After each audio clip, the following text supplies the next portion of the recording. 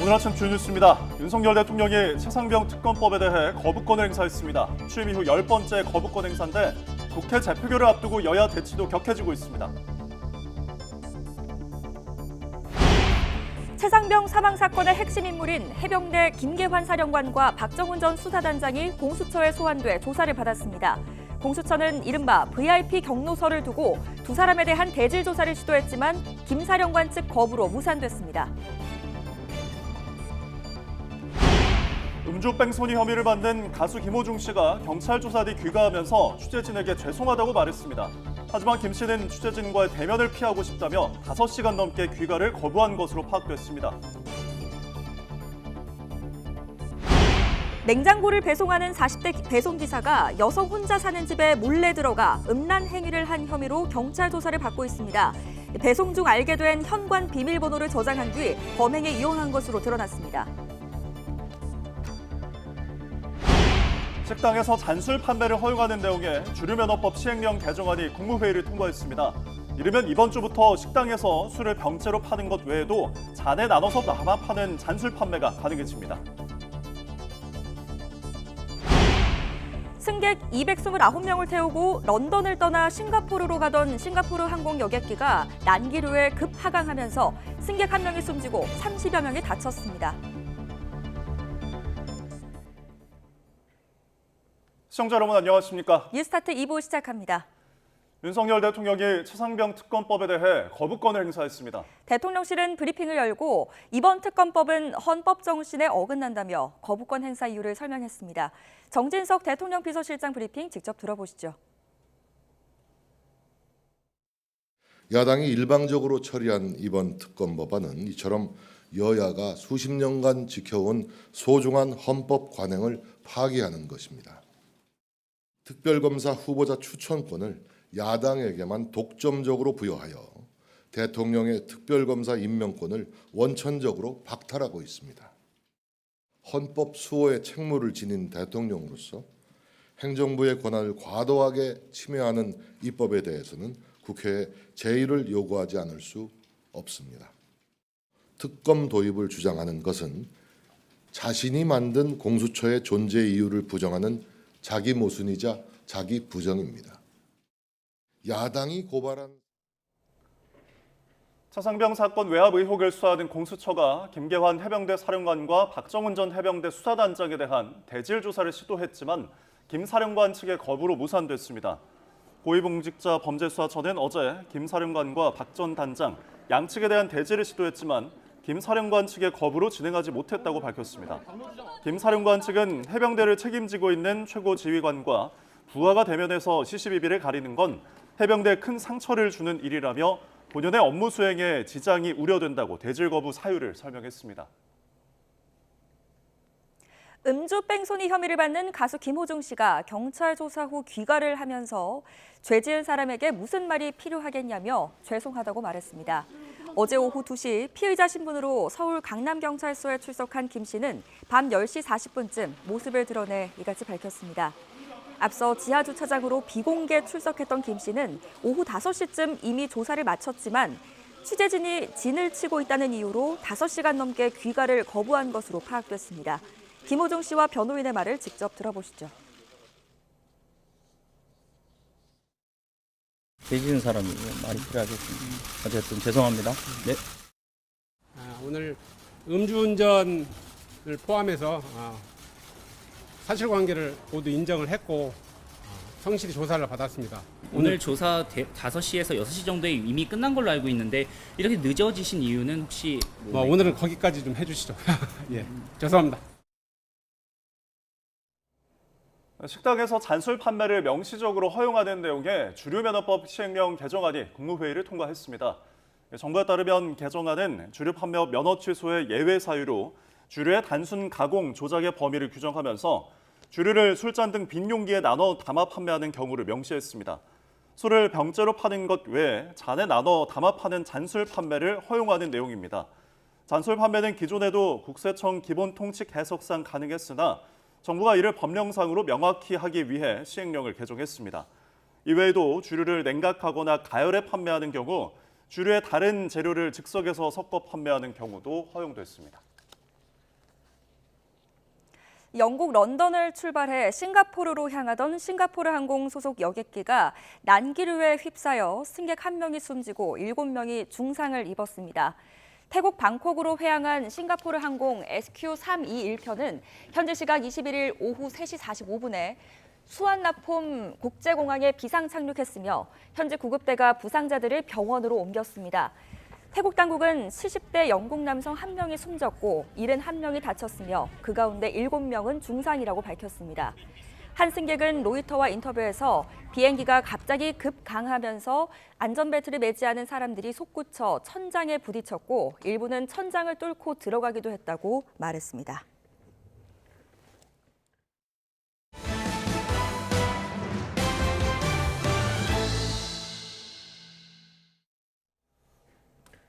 최상병 특검법이 다시 국회로 돌아오면서 여야는 본회의 재표결에 대비한 표 단속이 불가피해졌습니다.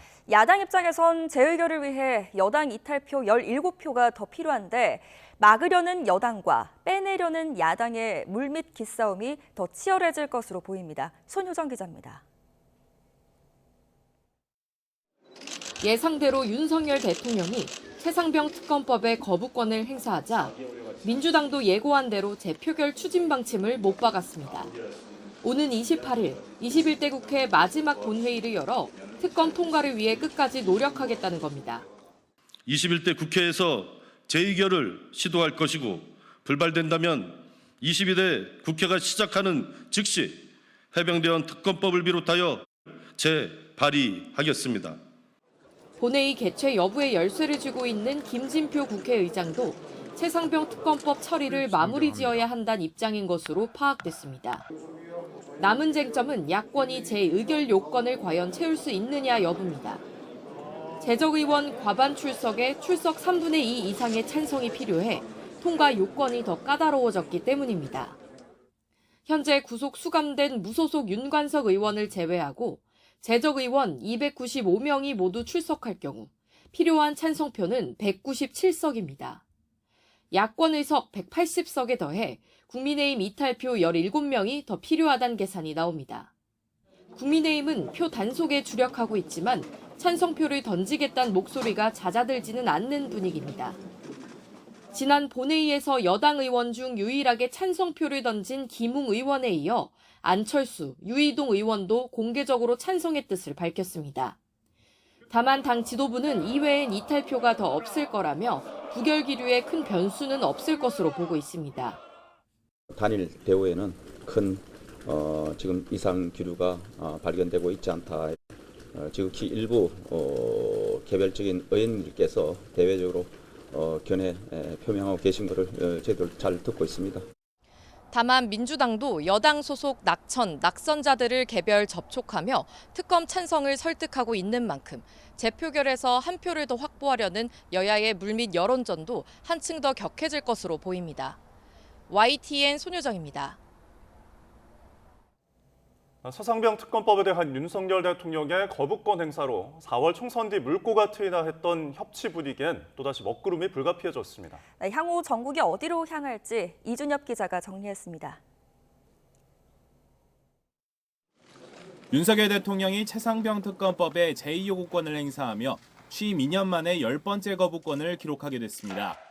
다수 의석을 가진 야권이 입법을 강행하고 여권은 폭주라 비판하며 거부권을 꺼내든 게 악순환처럼 반복된 겁니다.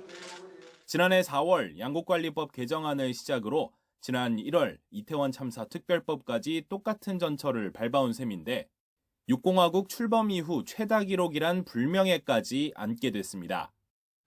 제게 제2요구권 행사를 건의했습니다. 국회의 충분한 수기 과정에서 해소되지 못한 점이 많이 아쉽습니다. 특히 이번 거부권은 4월 총선 여당 참패 이후 불과 한 달 만에 이뤄졌다는 점에서 전국에 미칠 파장이 예전과는 확연히 다를 거란 관측도 나옵니다. 윤석열 대통령과 이재명 대표의 양자회담, 이후 이태원 참사 특별법 합의 처리로 모처럼 여야 협치 분위기가 조성되나 싶었지만 12구 이태원 참사 피해자 권리 보장과 진상규명 및 재발 방지를 위한 특별법안은 가결되었음을 선포합니다. 전국엔 또다시 금랭 기류가 흐를 수밖에 없게 됐기 때문입니다. 당장 오는 28일로 예상되는 국회 본회의에서부터 충돌이 불가피할 것으로 보입니다. 야당은 최상병 특검법 재표결뿐 아니라 전세사기 특별법 등 여야 이견이 분명한 쟁점 법안들을 강행하겠다는 의지를 분명히 했습니다. 대통령의 묻지마 거부권 행사에 민생이 발목 잡히는 일을 더 이상 좌시할 수 없습니다. 민주당은 국회 입법권을 무시하는 여당과 내각의 협작에 단호하게 대응하겠습니다. 이에 여당은 애초 여야 합의를 통해 대통령이 거부권을 행사할 일이 없도록 하는 게 순리라며 양보 없는 대치를 이어가고 있습니다. 대화와 타협의 정신에 입각하여 여야 합의가 이루어질 수 있도록 함으로써 대통령께서 거부권을 행사하는 일이 없는 국회를 만들어가기를 기대합니다. 정치권 일각에선 당장 윤 대통령과 이재명 대표 사이 직접 소통 창구, 한라인마저 당분간 문이 닫히며 극한 대치 정국이 장기화할 거란 우려도 나옵니다. YTN 이준예부입니다. 네, 공수처가 최상병 사건의 핵심 인물인 김계환 해병대 사령관과 박정훈 전 해병대 수사단장에 대한 대질 조사를 시도했지만 무산됐습니다. 김 사령관은 최고 지휘관과 부하가 대면해서 시시비비를 가리는 건 해병대에 더 큰 상처가 될 거라며 대질 조사를 거부했습니다. 신지원 기자입니다. 같은 날 출석한 김계환 해병대 사령관과 박정훈 전 해병대 수사단장이 공수처 건물을 나섭니다. 오늘 혹시 대질 신문 거부하신 이유가 뭔가요? 오히려 대질을 하는 게 해병대에 이롭다고 생각은 안 하셨습니까? 피의자 신분을 망각하고 좀 불필요한 그런 건 본인이 걱정할 일이 아니고요. 사령관으로서는 진실을 말하는 게 가장 군 조직을 보호하고 해병대의 명예를 지키는 것이지. 공수처는 이른바 VIP 경로서를 두고 주장이 엇갈리는 두 사람에 대한 대질 조사를 시도했지만 김 사령관의 거부로 진행되지 못했습니다. 김 사령관 측은 해병대를 책임지고 있는 최고 지휘관과 부하가 대면해 시시비비를 가리는 것은 해병대에 더 큰 상처를 주는 일이라며 본연의 업무 수행에 지장이 우려된다고 대질 거부 사유를 밝혔습니다. 박 전 단장은 지난해 사건을 윗선에 보고하고 경찰에 넘기는 과정에 김 사령관에게서 VIP가 경로했다는 등의 말을 들었다고 주장하고 있습니다. 하지만 김 사령관은 그런 이야기는 들어본 적도 박 전 단장에게 말한 적도 없다는 입장입니다. VIP 경로설은 실제로 외압이 있었는지, 있었다면 윗선은 어디까지인지를 판가름할 주요 쟁점. 이 밖에 이종섭 전 국방부 장관의 반응이나 신범철 전 차관의 해병대 질책 문제를 놓고도 두 사람의 진술은 엇갈리고 있습니다. 공수처는 김 사령관에 대한 조사를 마무리한 뒤 이 전 장관 등 윗선으로 수사를 확대한다는 계획이지만 대질 조사가 무산되면서 윗선 수사의 차질이 불가피할 것으로 보입니다. YTN 신지원입니다. 음주뺑소니 혐의를 받는 가수 김호중 씨가 경찰 조사 뒤 귀가를 하면서 죄 지은 사람에게 무슨 말이 필요하겠냐며 죄송하다고 말했습니다. 어제 오후 2시 피의자 신분으로 서울 강남경찰서에 출석한 김 씨는 밤 10시 40분쯤 모습을 드러내 이같이 밝혔습니다. 앞서 지하주차장으로 비공개 출석했던 김 씨는 오후 5시쯤 이미 조사를 마쳤지만 취재진이 진을 치고 있다는 이유로 5시간 넘게 귀가를 거부한 것으로 파악됐습니다. 이처럼 음주뺑소니 의혹 등으로 조사를 받은 가수 김호중 씨, 내일 출연료 없이 콘서트 무대에 섭니다. 김 씨의 소속사는 티켓 환불을 두고 논란이 커지자 예매를 취소해도 수수료를 받지 않기로 했습니다. 김승환 기자입니다. 김호중 씨는 오는 23일과 24일 열리는 슈퍼클래식 콘서트 공연을 예정대로 소화합니다. 김 씨 소속사는 출연료를 받지 않을 거라면서 상업 목적의 활동을 하지 않고 자숙할 거라고 설명했습니다. 공연 취소 여론이 거세지는데도 강행하는 데 따른 부담을 줄이려는 조치로 풀이됩니다. 하지만 공식 팬카페도 맹목적인 감싸기에 거리를 두고 사죄하는 등 김 씨 운신의 폭은 점점 좁아지고 있습니다. 여기다 KBS가 공연 주관사의 명칭과 로고 사용을 금지한 데 이어 KBS 교향악단도 콘서트에 참여하지 않겠다고 선언하면서 공연 여건은 더 나빠졌습니다. 이런 가운데 원래 공연 하루나 이틀 전 취소하면 티켓 금액 30%의 수수료를 물렸지만 관객들이 표 예매를 취소해도 수수료를 내지 않게 됐습니다. 논란이 계속되자 이전에 표를 취소한 관객들까지 수수료를 면제해주겠다는 겁니다. 오는 23일과 24일 김호중 씨 콘서트 좌석 2만 석이 매진됐지만 최근 6,000석 안팎의 취소표가 나왔습니다. 김 씨 음주운전 파동에 따른 여파라는 해석이 나오지만 소속사에선 이 사건과 무관하게 안표상들의 구매 취소 등으로 이미 6,000석이 빠진 상태였다고 주장했습니다. 다음 달 초 김천에서 열리는 공연 역시 그대로 진행하겠다는 입장이지만 구속영장 신청 등 경찰의 신병 처리 여부가 향후 활동의 분수령이 될 것으로 보입니다. YTN 김승환입니다. 앞으로는 식당에서 소주 한 잔만 시켜서 마시는 것도 가능해집니다. 무알콜 맥주를 판매하는 곳도 생길 것으로 보입니다. 화면으로 함께 자세히 알아보시죠. 반주를 곁들인 식사 자리, 소주 한 병은 많고 남은 걸로 해결이 안 될 때 잠깐 고민에 빠지게 되죠. 그러다 나오는 한 병만 더 먹자라는 제안에 예상보다 취한 경험 있으실 겁니다. 앞으로는 이 고민을 조금은 덜 수 있을 것으로 보이는데요. 소주를 한두 잔씩만 따라서 판매하는 게 가능해집니다. 관련법 시행령 내용인데요. 조금 복잡하죠. 쉽게 풀어보면요. 주류를 판매할 수 있는 면허가 취소되는 행위들이 있고 반대로 예외 사유도 있습니다. 그 예외 사유에 이른바 잔수를 판매하는 경우가 포함된 겁니다. 잔수를 팔아도 면허가 취소되지 않는다는 얘긴데요. 그동안 잔수를 판매하는 게 모두 불법이었다거나 크게 논란이 됐던 건 아닙니다. 실제로 위스키 같은 경우는 한 잔씩 주문해서 마시기도 해왔죠. 다만 법적으로 명확하게 규정되지 않아서 면허 취소 사유를 정비하는 차원이라고 정부는 설명하고 있습니다. 회식은 가야 하는데 술은 좋아하지 않는 분들을 위한 소식도 있습니다. 편의점에서 무알콜 맥주를 사서 식당 눈치 보셨던 분들 있죠? 앞으로는 당당하게 식당에서 시켜서 먹을 수도 있을 것 같습니다. 주류 도매업자가 무알콜 맥주까지 유통할 수 있도록 규제가 완화됐습니다. 이런 내용을 담은 개정안은 이르면 이번 주에 시행될 예정입니다.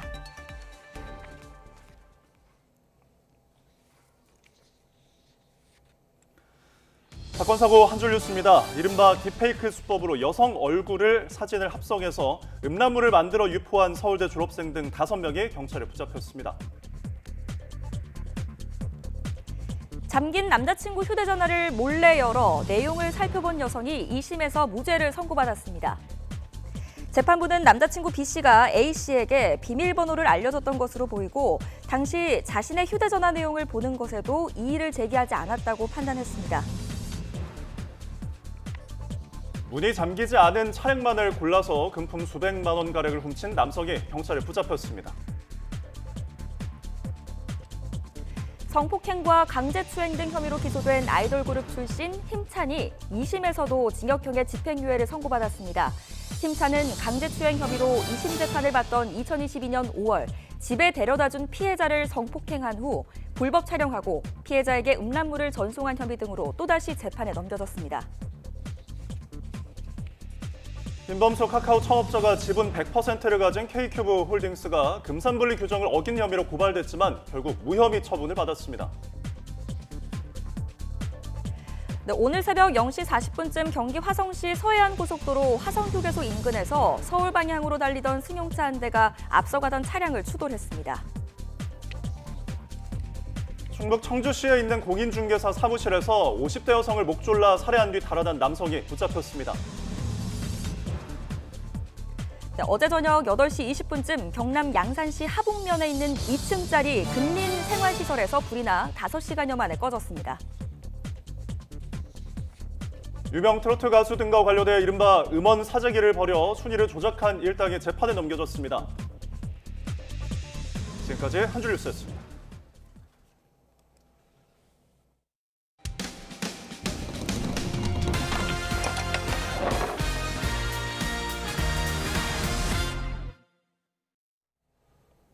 네, 냉장고를 배송하는 40대 기사가 여성 혼자 사는 집에 몰래 들어가 음란 행위를 한 혐의로 경찰 조사를 받고 있습니다. 배송 중에 알게 된 현관 비밀번호를 범행에 이용한 것으로 확인됐는데 경찰은 피해자가 더 있을 가능성이 크다고 보고 수사를 확대하고 있습니다. 제보는 Y 차상은 기자입니다. 지난해 말 20대 직장인 A씨는 국내 대기업에서 냉장고를 주문했습니다. 출근으로 집을 비운 평일에 배송기사로부터 연락을 받고는 현관 비밀번호를 알려주고 설치를 맡겼습니다. 소름 끼치는 일이 벌어진 건 그로부터 석 달 뒤인 지난 3월 한 남성이 초인종을 여러 번 누르더니 아무 대답이 없자 비밀번호를 누르고 현관으로 들어온 겁니다. 아내 A씨가 있는 걸 알아챈 남성은 곧바로 달아났습니다. 누구세요? 했는데 아무 말도 없이 그냥 바로 그냥 문 닫고 괴도만 도망가시는 거예요. 경찰 추적 끝에 붙잡힌 남성은 A씨 집에 냉장고를 설치한 배송기사 40대 B씨였습니다.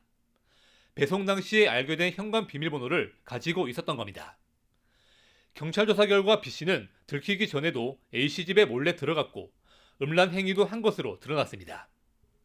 단순 호기심이 말도 안 된다. 왜 들어오려고 했냐 했을 때 이제 그 성적으로 이제 파업 쪽으로 들어오시려고 했다. 이렇게 A씨는 심한 불안 증세로 정신과 치료를 받으며 홀로 살던 집에서 나와 어머니 집에 머물고 있습니다. 냉장고 같은 대형 가전은 여러 회사를 거쳐 배송과 설치가 이루어집니다. 피의자 B씨는 지역업체와 계약을 맺은 상태였는데 사건 이후 업무에서 제외됐다고 배송회사는 설명했습니다. 냉장고를 판매한 대기업 측은 물류회사와 함께 피해자 심리치료를 지원하고 피해 회복을 위해 최선을 다하겠다고 밝혔습니다. 또 이번 사건을 계기로 사람이 없는 집에는 배송을 금지하는 규정도 새로 만들었다고 설명했습니다.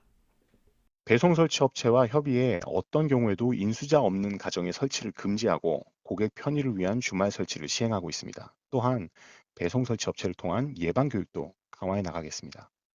경찰은 B씨가 다른 여성 집에도 몰래 들어갔을 가능성이 크다고 보고 수사를 확대하고 있습니다. YTN 차상입니다. 오늘도 전국이 대체로 맑은 가운데 낮 동안 초여름 더위가 이어지겠습니다. 특히 동풍이 불면서 선선했던 동해안 기온도 오늘은 크게 올라서 기온 변화가 크다고 합니다. 자세한 날씨 알아보겠습니다. 신미림 캐스터. 네, 기상센터입니다. 네, 봄의 끝자락에서 날씨가 참 변덕스럽습니다. 오늘 날씨 어떤가요? 네, 어제 서울 등 서쪽 지방은 여름처럼 더웠는데요. 반면 동쪽 지방은 동풍이 불면서 한낮에도 서늘했습니다. 오늘은 바람의 방향이 조금 바뀌면서 태백산맥 동쪽의 기온도 크게 오르겠는데요. 오늘 서울 낮 기온은 26도로 어제보다 조금 낮겠지만 강릉은 28도로 어제보다 무려 7도가량이 높아지겠습니다. 지역별 기온부터 살펴보면 현재 서울 기온은 16.4도, 대전은 15.7도, 대구는 12도에서 출발하고 있습니다. 한낮에는 기온이 크게 올라서 일교차도 심하겠는데요. 오늘 서울 낮 기온은 26도, 대전과 대구는 29도, 광주도 29도까지 오르겠고요. 부산은 24도를 보이겠습니다. 네, 오늘 하늘 표정도 궁금한데요. 어떤가요? 네, 오늘도 쾌청한 하늘이 함께하겠습니다. 다만 오전까지 서쪽 지방을 중심으로는 가시거리 200m 미만의 짙은 안개가 끼겠는데요. 안개는 기온이 오르면서 점차 사라지겠고 낮 동안에는 전국적으로 맑은 하늘이 함께하겠습니다. 다만 이렇게 맑은 하늘에 강한 볕이 내리쬐며 전국의 자외선 지수가 높게 치솟겠고요. 곳곳에서 오존 농도까지 짙게 나타나겠습니다. 오늘 무리한 야외 활동은 조금 자제하시는 게 좋겠습니다. 네, 당분간은 이렇게 맑고 덥다고요? 네, 남은 한 주간 맑은 가운데 때이른 여름 더위가 이어지겠습니다. 특히 영남 내륙을 중심으로는 30도를 웃도는 곳도 많아서 덥겠는데요. 금요일인 모레 영서와 경북 내륙에는 오후 한때 소나기가 지나겠고요. 휴일에는 서울 등 곳곳에서 비가 시작돼 월요일까지 이어질 전망입니다. 지금까지 날씨 정보였습니다.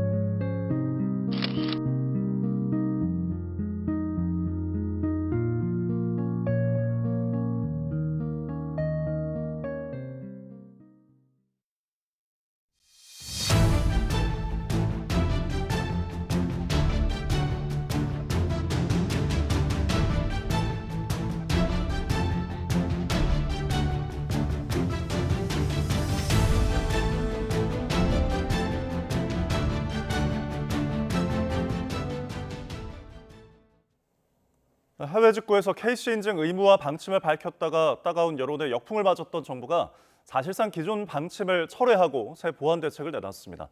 각 부처가 해외 직구 제품별로 분담해서 직접 안정성 검사를 진행한 뒤에 이를 통과하지 못한 제품에 대해서만 수입을 금지하기로 한 겁니다. 김대겸 기자입니다. 해외 직구 80개 품목에서 국가 인증 통합 마크인 KC 인증을 의무화하겠다던 정부 구상은 발표 하루 만에 여론의 따가운 질책을 받았습니다. 설익은 대책 발표로 혼란을 초래한 건 물론 소비자 선택권을 과도하게 제한하려 했다는 겁니다. 저렴한 제품을 구매하기 위해 애쓰시는 국민에게 불편을 초래한다는 점을 충분히 고려하지 못한 부분입니다. 이에 대해 송구합니다. 대통령실까지 나서 사과한 끝에 정부의 정책 재정비 윤곽이 일부 드러났습니다. 논란이 된 KC 인증 의무화는 사실상 폐지하되 유해성 우려가 큰 80개 품목을 중심으로 각 부처가 제품을 선별적으로 구매한 뒤 안전성 검사를 직접 진행하기로 한 겁니다. 어린이 제품과 전기생활용품은 산업통상자원부가 맡고 생활화학 제품은 환경부, 의약외품은 식약처가 안전성 검사를 의뢰한 뒤 문제가 확인되면 판매 중지를 요청하고 소비자에게 알리는 방식입니다. 현재는 관세청과 서울시 등 일부 기관만 하는 검사를 각 정부 부처로 확대해 체계적 관리를 할 수 있게끔 개선하겠다는 겁니다. 정부는 이 밖에 어린이 노약자 관련 직구 상품에 대해 다음 달부터 위해성 여부 등을 집중 점검하겠다는 애초 발표 내용은 그대로 진행하기로 했습니다. 또 해외 플랫폼의 국내 대리인 지정과 소비자 24 사이트를 통한 위해 물품 정보 제공 등도 별다른 문제 제기가 없었던 만큼 그대로 이행될 것으로 예상됩니다. 이번 혼란이 결국 섣부른 발표 때문이라는 지적이 잇따르면서 정책 취지를 살리기 위한 정부의 고심이 계속되고 있습니다. YTN 김대겸입니다. 네, 이 같은 정부의 해외 직구 규제와 정책 혼선을 두고 여권 내 잠룡들이 SNS 난타전을 벌이고 있습니다. 여당 중진의 처신을 언급한 오세훈 서울시장의 비판에 한동훈 전 비대위원장과 유승민 전 의원의 반박이 이어지면서 차기 당권, 대권의 주도권 싸움 양상으로까지 번지는 분위기입니다. 임성재 기자입니다. 여권 잠룡들 간 설전은 오세훈 서울시장의 처신 발언에서 시작됐습니다. 한동훈, 유승민, 나경원 등 차기 당권 주자로 꼽히는 인사들이 일제히 해외 직구 논란을 일으킨 정부를 강하게 비판하자 여당 중진으로서 처신에 아쉬움이 남는다고 저격한 겁니다. 총선 패배 한 달 만에 전당대회 몸풀기에 나선 것으로 평가받는 한 전 위원장은 처신을 운운하는 건 바람직하지 않다고 즉각 반박했습니다. 자유민주주의 사회에서 건설적인 의견 제시를 처신 차원에서 다루는 것에 공감할 분이 많지 않다는 날선 반응이었습니다. 그러는 사이 오 시장과 유승민 전 의원 사이의 공방전도 치열했습니다. 먼저 유 전 의원은 정부도 뒤늦게 잘못을 인정해 직구 규제를 철회했고 여당 원내대표도 설익은 정책을 비판했다고 운을 뗐습니다. 당정 협의 없이 설익은 정책이 발표되어 국민들의 우려와 혼선이 커질 경우 당도 주저없이 정부에 대해 강한 비판의 목소리를 낼 것임을 분명히 말씀드립니다. 그러면서 오 시장을 향해 사흘 만에 정책을 철회한 정부와 대통령실의 해외 직구를 다시 금지하라고 얘기할 배짱은 없느냐고 지적했는데 이에 오 시장은 여당 내 야당이 돼야지 야당보다 더한 여당은 자제해야 한다며 신경전을 이어갔습니다. 유 전 의원의 재반박이 이어지자 오 시장은 처신이란 표현을 쓴 건 정제되지 않았다면서도 여당 정치인이 의견을 제시하는 건 가급적 필요 최소한에 그쳐야 한다며 물러서지 않았습니다. 정책 논쟁이 당정 관계까지 포괄한 정치 논쟁으로 확산한 모습에 여권이 자중질환에 빠진 것 아니냐는 비판 속에 당내 일각에선 긍정적인 현상으로 해석할 여지가 있다는 상반된 평가도 나옵니다. 대통령급으로 보일 수 있는 신뢰받는 정치인들이 여럿이 존재하고 있다는 게 건강한 경쟁이 이루어질 수 있는 정당이다. 이런 면에서 좀 긍정적으로 봐주셨으면 하는 바람입니다. 여권 잠룡들이 경쟁적으로 자기 목소리를 내는 것을 두고 총선 참패 뒤 중량급 인사들이 각계약진에 나서며 차기 당권, 대권 경쟁에도 불이 붙은 것 아니냐는 지적도 나옵니다. YTN 임성재입니다. 이달 말 퇴임하는 김진표 국회의장이 요즘은 당의 명령에 복종하지 않으면 페루나 취급을 받는다며 이른바 팬덤 정치 문화를 강하게 비판했습니다. 반복된 거부권 정국의 자괴감을 느낀다면서도 거듭 대화와 타협을 주문했는데 이 친정인 민주당을 향해서도 쓴소리를 쏟아냈습니다. 나혜인 기자입니다. 22대 국회 초선 당선인들에게 의정 생활에 당부를 전하고자 연단에 선 김진표 의장. 정치가 신뢰를 잃은 가장 큰 원인을 팬덤 문화로 꼽았습니다. 자기 진영의 주장에 이견을 내면 역적으로 모는 나쁜 폐해가 정치인들을 옥죄고 있다는 겁니다. 당의 명령에 절대 복종하지 않으면 큰 폐륜화가 되는 것처럼 수박으로, 그것도 뭐 왕수박, 뭐 중간수박 이렇게 평가하는 대의민주주의의 큰 위기다. 대통령에게 쓴소리 못하는 여당까지 싸잡아 비판했지만 임기 내내 쟁점 법안 상정 여부를 두고 자신을 비난해온 야당에도 날을 세웠습니다. 진보정당의 당내 민주주의가 자꾸 약해지다가 지금은 국민들이 그걸 찾을 수가 없습니다. 당 지도부의 지시와 결정만 있습니다. 입법부 수장으로서 대통령의 거부권 행사를 막지 못해 자괴감이 든다면서도 해법은 대화와 타협이라고 강조했습니다. 이런 가운데 차기 의장 후보인 민주당 우원식 의원은 거듭 김 의장과의 차별화에 주력했습니다. 윤석열 대통령의 거부권 행사를 강하게 규탄하며 다음 국회에서 해병대원 특검법을 반드시 통과시키겠다고 공언했습니다. 지난 의장 후보 경선 결과에 반발해 탈당까지 불사하는 당원들을 달래려는 민주당 주류 의원들과 호흡을 맞춘 셈입니다. 결국 국민과 당원을 위한 활동 아니겠습니까? 결국 그분들의 의견을 개진할 수 있는 이 통로를 보장하는 것이 보다 더 전 건강한 민주주의를 위해서 필요하다라고 생각하고 있기 때문에. 최근 민주당 지도부가 모색하는 당원권 강화는 당원들의 의사가 정치에 그대로 반영되지 않는다는 대의 민주주의 한계론과 맞닿아 있습니다. 하지만 지나친 팬덤 정치가 헌법기관인 국회의원 개인의 자유로운 의사결정을 침해하는 건 옳지 않다는 비판도 적지 않습니다. YTN 나인입니다. 오늘의 경제 일정입니다. 국토교통부가 1기 신도시 아파트 가운데 가장 먼저 재건축을 추진할 선도지구 선정 기준과 규모를 발표합니다. 재건축 희망 단지들 사이 물밑 경쟁이 치열한 가운데 물량과 이주단지 조성 계획도 공개될 예정입니다. 최근 농작물 병충해와 이상기후가 밥상 물가를 위협하고 있죠. 농림축산식품부가 안정적인 농작물 생산을 위해 대응 체계를 발표합니다. 중소벤처기업부가 유럽연합이 추진하는 탄소세 부과제도 시행을 앞두고 중소기업 지원 전략을 내놓습니다. 철강과 시멘트 등 관련 기업 대상으로 제도를 안내하고 지원을 강화할 계획입니다. 일본의 6차 후쿠시마 오염수 방류가 진행 중인 가운데 정부가 현장 점검에 나섭니다. 해양수산부는 부산을 방문해서 수산물 방사능 분석 등 국민에게 제공되는 안전 정보를 직접 확인합니다.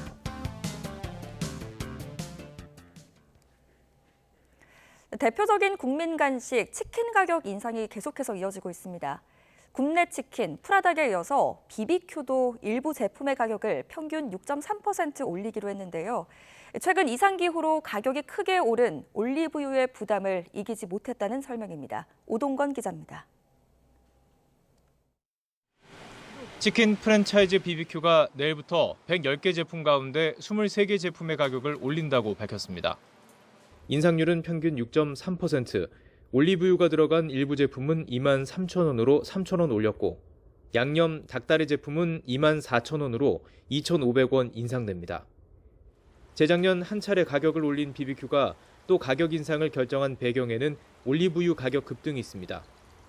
국제통화기금 IMF에 따르면 국제 올리브유 가격은 2020년 4분기 톤당 1,996달러였지만 올해 1분기에는 1,088달러로 5배 이상 상승했습니다. 이에 따라 CJ 제일제당과 샘표, 사조대림 등 국내 업체도 올리브유 가격을 30% 넘게 올렸습니다. 올리브 오일 등 원자재 가격 급등이 있었고 특히 배달앱 수수료와 유틸리티 비용이 많이 올라 가맹점 사장님들의 수익성이 크게 악화된 게 배경입니다. BBQ 측은 대신 닭다리로만 구성된 제품은 가격은 그대로 두고 조각을 2개 늘려 가격 인하 효과를 볼 수 있게 했다고도 밝혔습니다. 앞서 굽네 치킨과 프라닭이 일부 제품 가격을 잇따라 올린 상황에서 BBQ도 동참하면서 치킨 가격 줄 인상 우려가 커지고 있습니다. YTN 오동건입니다. 네, 종합소득세 신고 기한이 이제 열흘 정도 남았습니다. 국세청이 실수하기 쉬운 경우들을 안내했는데요.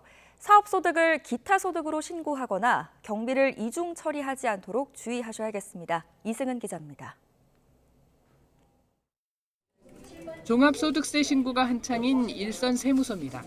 점심시간도 없이 창구를 운영하고 홈택스 신고법도 안내해주면서 바쁘게 돌아갑니다. 세자가 유리한 쪽으로 선택하시는 거거든요. 선생님 가르쳐주세요. 내가 이런 건 잘 모르겠더라고요. 국세청은 종합소득세 신고 때 실수하기 쉬운 점을 안내했습니다. 특히 용역을 제공했을 때 업체와 고용관계가 없다고 무조건 기타 소득으로 신고해서는 안 됩니다. 전문 강사 A씨는 업체가 강의료를 줄 때 기타 소득으로 원천 징수했다며 경비로 공제해주는 비율이 높은 기타 소득으로 신고했다가 가산세를 물어야 했습니다. 일시적 우발적인 용역 제공은 기타 소득에 해당하나 계속적 반복적으로 용역을 제공하고 받은 대가는 사업성이 있다고 보기 때문에 사업소득에 해당합니다. 근로소득을 기타 소득으로 신고했다가 추징받은 사례도 적지 않습니다. B씨는 법인 퇴사 뒤 고문으로 재취업하고 고문료를 기타 소득으로 신고했습니다. 하지만 액수가 크지 않아도 근로계약서를 작성하고 받은 대가는 근로소득에 해당합니다. 특히 경비를 이중 처리하지 않도록 신경 써야 합니다. 물품을 사면서 매입세금 계산서를 받고 신용카드로 결제했는데 매입세금 계산서와 신용카드 결제분을 모두 필요경비로 신고했다가 중복신고로 가산세를 무는 경우가 종종 있습니다. 직원 수에 비해 필요경비가 너무 많은 경우도 분석 대상이 되기 때문에 인건비를 경비로 처리하면 문제가 될 수 있습니다. 근로소득자도 이달에 연말정산을 정정신고해야 합니다. 기부금이나 월세를 증빙을 갖춰 정정신고하는 경우가 많습니다. 소득 100만 원이 넘는 가족을 공제받았거나 부모님이나 자녀를 형제나 부부가 중복 공제받은 경우도 고쳐서 신고해야 합니다. YTN 이승은입니다.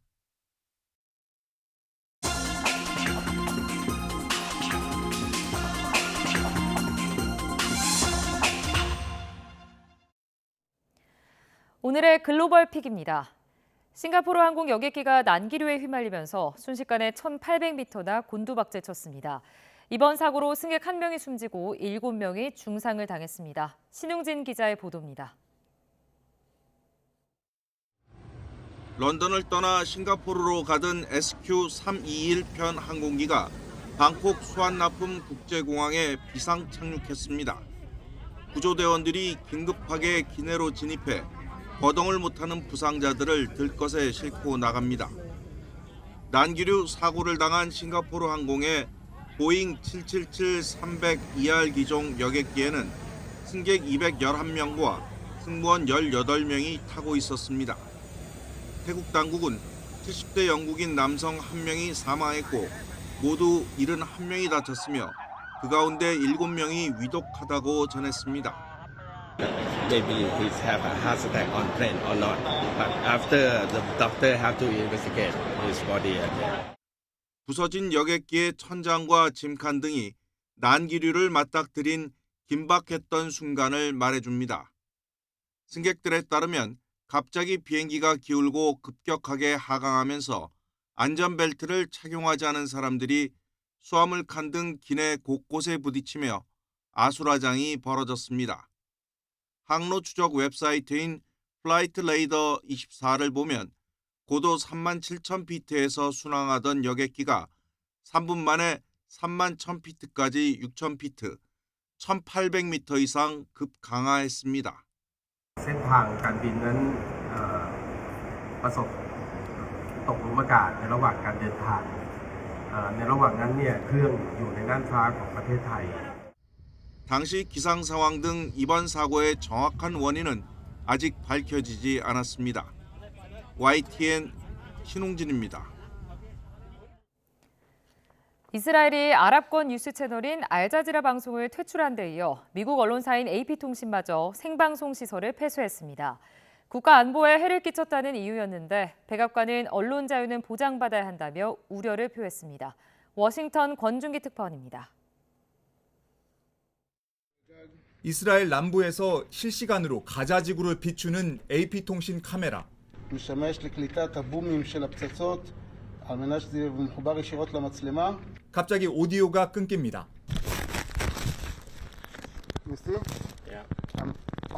이스라엘 통신부 공무원들이 들이닥쳐 방송 장비를 압수하고 생방송 시설을 폐쇄한 겁니다. 카메라를 뺏긴 기자는 휴대전화로 방송 장비를 압수하는 공무원들을 찍었습니다. 이스라엘 통신부는 새로 만든 외국방송 규제법 위반을 이유로 들었습니다. AP가 알자지라 방송에 가자지구 실시간 중계 화면을 제공해 이스라엘군의 움직임을 노출시켰다는 겁니다. AP는 즉각 반발했습니다. This shutdown was not based on the content of the feed, but rather an abusive use by the Israeli government of the country's new foreign broadcaster law. The live shot has generally shown smoke rising over Gaza. 백악관도 언론 자유는 보장받아야 한다며 이스라엘 정부 조치에 우려를 표시했습니다. We're looking into it, and obviously this is concerning, and so we want to look into it. But we've always been clear the importance of the work that you all do and the work that journalists do. 미국 정부가 비공식 채널로 항의하자 결국 이스라엘은 압수한 장비를 돌려주기로 했습니다. 토니 블링컨 국무장관이 출석한 상원 청문회에서는 친팔레스타인 시위대의 항의가 이어졌습니다. 미국이 민간인 학살을 자행하는 이스라엘을 도와 손에 피를 묻히고 있다는 겁니다.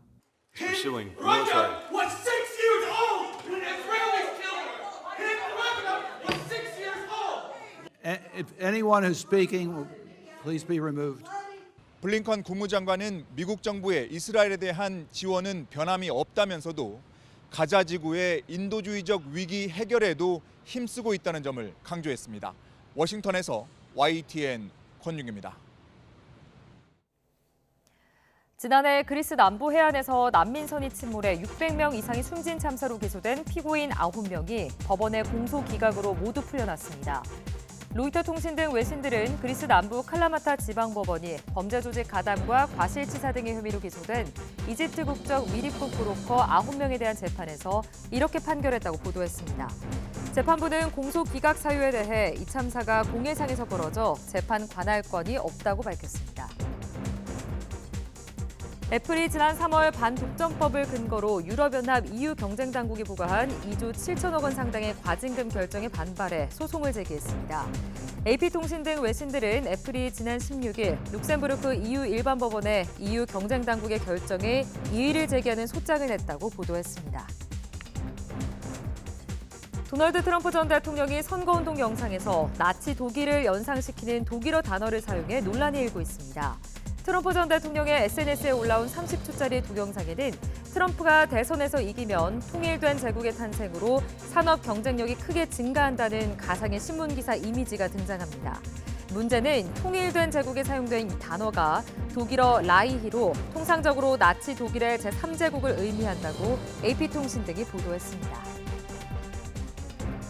일본 재계단체인 게이단라는 올해 봄철 임금 협상인 춘토에서 대기업의 평균 임금 인상률이 5.58%로 1차로 집계됐다고 발표했습니다. 대기업을 회사로 둔 게이단레는 올해 임금 인상률이 지난해보다 1.67%포인트 높은 수준이며 5%대 기록은 최종 집계와 비교할 때 1991년 이후 33년 만에 처음이라고 밝혔습니다. 로큰롤의 제왕 엘비스 프레슬리가 보던 성경이 경매에 나왔습니다. 이 성경은 엘비스 프레슬리가 1977년 숨졌을 때 침실에 놓여있던 것으로 표지 우측 하단의 금박으로 엘비스 아론 프레슬리라고 새겨져 있습니다. 경매를 주관하는 크루스 GWX 옥션 관계자는 낙찰가를 최소 5만 달러에서 최대 25만 달러, 우리 돈으로 3억 3,700여만 원으로 예상했습니다. 미국 뉴욕 메트로폴리탄 미술관이 불법 반출 의혹을 받는 태국 문화재 2점을 반환했습니다. 이번에 반환된 문화재는 청동제 시바신 입상과 무릎 꿇은 여인 조각상 2점으로 1000년 전에 제작된 것으로 추정됩니다. 메트로폴리탄 미술관 관계자는 검토 결과 이들 작품의 정당한 소유자는 태국으로 판단돼 반환하게 됐다고 밝혔습니다. 지금까지 오늘의 글로벌 픽이었습니다.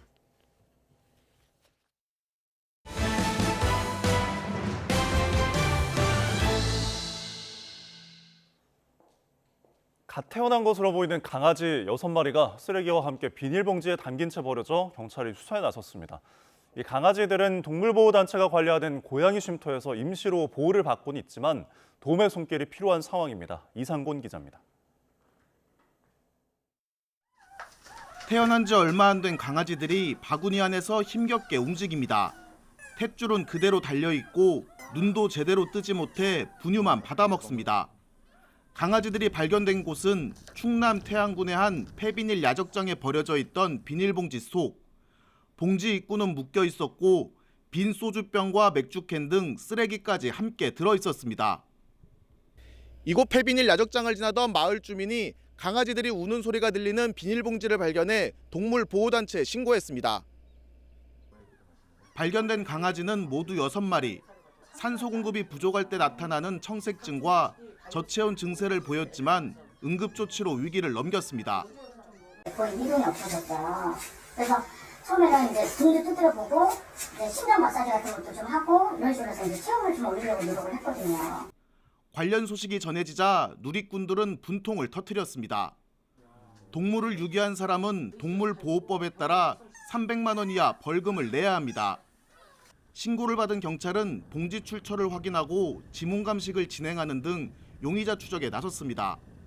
하지만 유기 장소를 비추는 CCTV가 모형뿐이라 어려움을 겪는 것으로 전해졌습니다. 강아지들은 현재 길고양이 쉼터에서 임시보호를 받고 있습니다. 동물보호단체는 강아지들이 더 좋은 환경에서 클 수 있도록 임시보호자나 입양자가 나타나주길 바라고 있습니다.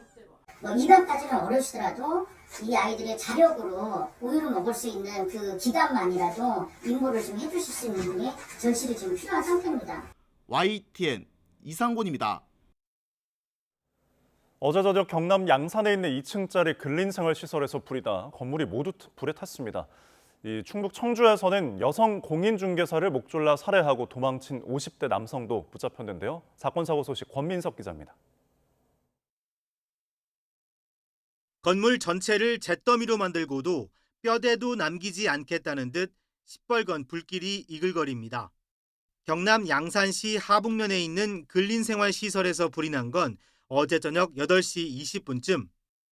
다친 사람은 없었지만 불은 2층짜리 건물을 모두 태우고 5시간 만에야 꺼졌습니다. 소방당국은 2층에서 불이 시작된 것으로 보고 정확한 화재 원인을 조사하고 있습니다. 도로 양쪽으로 차량 2대가 찌그러진 채 멈춰 있습니다. 사람 다치고 이거 뭐 차 이거 몇 대가 받은 거예요? 오늘 새벽 0시 40분쯤 경기 화성시 서해안고속도로 화성휴게소 인근에서 서울 방향으로 달리던 승용차가 앞선 차량을 들이받았습니다. 30대 운전자가 술을 마신 채 운전대를 잡았다가 음주 추돌 사고를 낸 겁니다. 벼란간 뒤차에 받친 피해 차량 운전자는 얼굴을 다쳐 병원으로 옮겨졌습니다. 경찰은 가해 차량 남성을 음주운전 혐의로 입건했습니다. 어제 낮 12시쯤 충북 청주시 운천동에 있는 공인중개사 사무소에서 50대 여성이 숨져 있는 것을 아들이 발견해 신고했습니다. 경찰은 목 졸린 흔적을 발견하고 인근 CCTV 영상을 분석해 56살 A씨가 타고 달아난 차량을 특정했습니다. A씨는 경북 상주시 화북면에서 저녁 8시쯤 긴급 체포됐습니다. 평소 여성과 알고 지낸 A씨는 범행을 시인했는데 경찰은 정확한 동기와 경위를 조사하고 있습니다. YTN 권민석입니다. 가수 아이유 팬으로 화제가 된 미국인 할아버지와 쿠바의 항일 독립운동가 후손 등이 우리나라를 찾았습니다. 올해 한국 방문의 해를 기념해서 우리나라와 특별한 인연을 맺은 40여 명이 한국 여행길에 올랐습니다. 황보혜경 기자입니다. 설레는 마음으로 짐을 싸는 백발의 미국인 남성. 가수 아이유의 팬으로 미국 공연에 초대받아 화제가 된 제브 라테트 씨입니다. 그 인연으로 문화체육관광부 행사에 초청돼 처음으로 한국 땅을 밟았습니다. I may be 76 and she may be 31, but I admire and respect IU. I want to go to one of those street stalls with the tent and sit there and eat spicy food and wash it down with soju. 올해 한국 방문의 해를 맞아 한국을 사랑하는 전 세계 24개국 40여 명이 우리나라를 찾았습니다. 쿠바에서 활동한 항일 독립운동가 임천택 열사의 후손도 35시간을 날아 증조 할아버지의 나라에 도착했습니다. Since I was very child, so I get interested in visiting Korea, know the history and culture about Korea because I feel like it was part of my history. 독일에서 한류 열풍을 이끌고 있는 대학생 멜리사는 K-팝의 나라에 왔다는 부푼 마음을 숨길 수 없습니다. 친구들이랑 같이 만날 때 먼저 한국 음식 먹고 그 다음에 K-뷰티나 같이 사고 그 다음에 K-팝 같이 춤추고 경복궁에서 한복 한번 입고 싶어요. 한국 문화와 드라마, 스포츠 등 한국을 좋아하는 이유도 저마다 각양각색. 4박 5일 동안 우리나라를 여행한 뒤 고국으로 돌아가 한국의 매력을 널리 알리는 민간 홍보대사가 돼줄 것으로 기대됩니다. 185개국 7만 7천 명 정도가 응모를 해주셨습니다. 그래서 한국하고 특별한 어떤 사연을 가지고 계신 분들을 저희가 초청을 해서 한국을 찾은 49명의 찐팬들은 이번 주 금요일까지 서울과 부산, 전주에서 한국의 맛과 멋을 즐길 예정입니다. YTN 황보혜경입니다.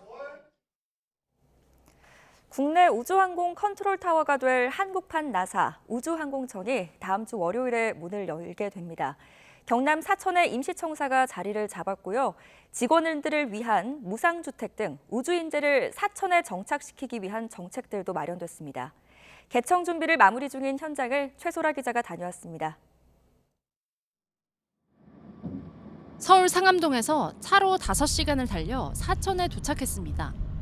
사천 일반 산업단지에 들어선 9층짜리 건물. 앞으로 최소 2년간 우주항공청이 들어설 곳입니다. 우주항공청 임시청사는 이렇게 바다와 맞닿아 있습니다. KTX와 SRT 정차역인 진주역에서는 차로 30분, 사천공항에서는 차로 15분 거리입니다. 우주항공청이 쓰게 될 층은 모두 8개 층인데 전용 면적은 4,860제곱미터입니다. 개청 직후엔 우선 100여 명이 근무를 시작하고 연말까지 채용이 마무리되면 전체 정원의 80%가 이곳 사천에서 근무합니다. 청이 출범을 하면 저희가 이 지자체와 함께 발전해 나가는 그 지역 혁신의 모델을 만들어 나가는데도 큰 주안점을 두도록 하겠습니다. 가장 우려됐던 직원들의 안정적인 거주 문제도 하나둘 해결되고 있습니다. 우선 우주청 직원들의 정착을 위해 최소 2년간 임대 아파트 230여 가구를 무상으로 제공합니다. 사천시는 우주항공청 직원이 집을 사거나 전세를 얻으면 대출이자의 최대 90%를 지원하고 월세를 얻으면 월 30만 원을 지원합니다. 또 가족과 함께 내려오는 직원들에게는 정착 장려금과 양육 지원금을 지원하고 취업을 도와주거나 창업을 지원하는 등 가족 정착을 위한 정책을 마련했습니다.